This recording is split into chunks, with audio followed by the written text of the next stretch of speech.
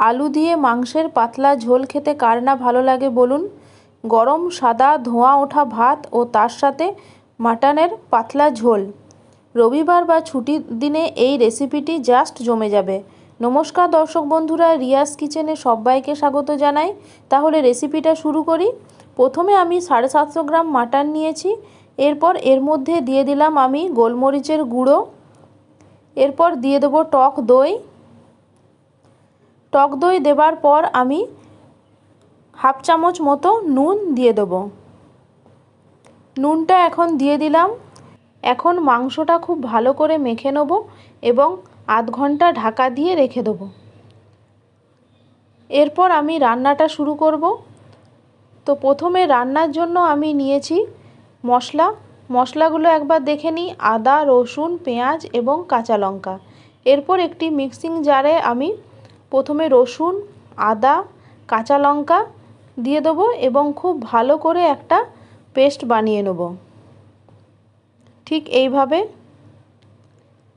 এরপর আমি একটা প্রেসার কুকারের মধ্যে সর্ষের তেল দিলাম। আপনারা আপনাদের প্রয়োজন মতো সর্ষের তেলটা দিতে পারেন। এরপর এর মধ্যে দিয়ে দেবো কালারের জন্য চিনি, দিয়ে দিলাম তিনটে তেজপাতা আমি দুভাগ করে রেখেছি, সেটা দিয়ে দিলাম। এরপর দিয়ে দেবো গোটা গরম মশলা অর্থাৎ দারুচিনি, লবঙ্গ এবং এলাচ। চিনি থেকে কালার হতে শুরু করলে আমি এখন এর মধ্যে পেঁয়াজটা দিয়ে দিলাম। পেঁয়াজটা খুব ভালো করে লাল করে ভেজে নিতে হবে। লাল করে ভাজা হলে এখন আমি মশলাগুলো এর মধ্যে দিয়ে দেবো। তো আদা, রসুন ও কাঁচা লঙ্কা যেটা বেটে রেখেছিলাম সেটা এখন দিয়ে দিলাম। মশলা দিয়ে আমি মিনিট 5 মতো ভালো করে কষিয়ে নেব, যাতে মশলার কাঁচা গন্ধটা এর মধ্যে চলে যায়। যেহেতু আমি টক দই মাংসের মধ্যে দিয়েছি তাই এখন আর দিলাম না। আপনারা টক দইয়ের বদলে টমেটো দিতে পারেন। দিয়ে দিলাম হলুদ গুঁড়ো, কাশ্মীরি লাল লঙ্কা গুঁড়ো। অল্প একটু নাড়াচাড়া করে নিলাম। যেহেতু মাংসের পাতলা ঝোল রান্না করব তাই বিশেষ কিছু আর মশলা দেব না। এখন ম্যারিনেট করে রাখা মাটনটা এর মধ্যে দিয়ে দিলাম।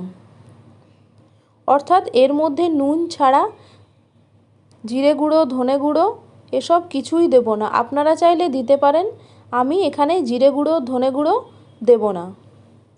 মাংসটা দেবার পর মাঝারি আঁচে ভালো করে কষিয়ে নেব। মাংসটা বারবার কষতে কষতে দেখতে হবে এবং খুন্তি দিয়ে ভালো করে নাড়াচাড়া করে নিতে হবে, যাতে তলায় এটা পুড়ে না যায়। এখন এর মধ্যে আমি পরিমাণ মতো নুনটা দিয়ে দিলাম। নুনটা দেওয়ার পর মিনিট 5 ভালো করে কষিয়ে নেব জোর আঁচে।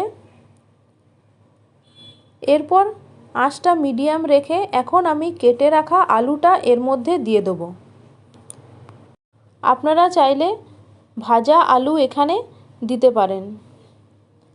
এরপর আমি আলুটা দিয়ে আবার মিনিট 5 মতো ভালো করে নাড়াচাড়া করে নেব, যাতে মাংস, আলু, মশলা সমস্ত কিছু ভালো করে মিশে যায়। পুরোটা ভালোভাবে কষানো হয়ে গেলে এখন আমি এর মধ্যে পরিমাণ মতো জলটা দিয়ে দেব। ভালো করে তেল বেরিয়ে আসলে মাংস থেকে বুঝে নেব যে মশলাটা তৈরি হয়ে গেছে। দেখুন তেলটা বেরিয়ে এসেছে। এখন আমি জলটা এর মধ্যে দিয়ে দিলাম। পরিমাণ মতো জলটা দেব। এরপর ঢাকা দিয়ে আমি 3টে সিটি এর মধ্যে দিয়ে দেব।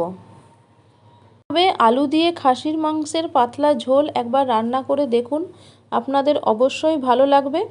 আমি এখানে ধনে, জিরে বা গরম মশলা গুঁড়ো কিছুই দেব না, একদম হালকা পাতলা ঝোল রান্না করব। আপনারা এভাবে একবার করে দেখতে পারেন। নতুন বন্ধুদের কাছে চ্যানেলটিকে সাবস্ক্রাইব করার অনুরোধ রইল। এরপর 3টে সিটি পড়ার পর আধ ঘন্টা রেখে আমি মাংসের ঢাকাটা খুলে নিলাম। দেখুন কি সুন্দর দেখতে হয়েছে। এখন আমি এর মধ্যে ওপর থেকে ধনেপাতা কুচি ছড়িয়ে দেব।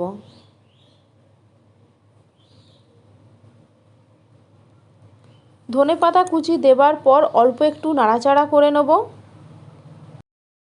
ব্যাস, আলু দিয়ে খাসির মাংসের পাতলা ঝোল একবারে রেডি হয়ে গেল।